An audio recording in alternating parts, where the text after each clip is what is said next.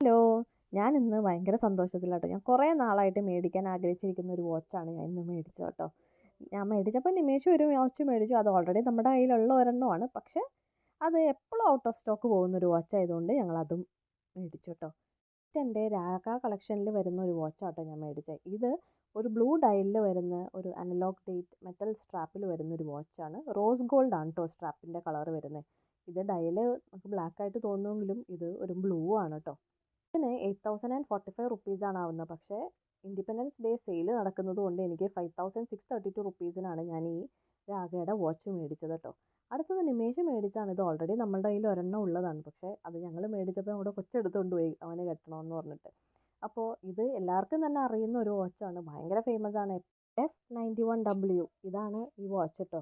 എല്ലാവർക്കും അറിയുന്ന ഒരു വാച്ചാണല്ലേ. ഇതിന് 1295 രൂപയാണ് കേട്ടോ ആയത്. ഇത് ഭയങ്കര സിമ്പിൾ ആൻഡ് ക്ലാസിയും അതേസമയം ഭയങ്കര അഫോർഡബിൾ ആയിട്ടുള്ള ഒരു വാച്ചാണ് കേട്ടോ.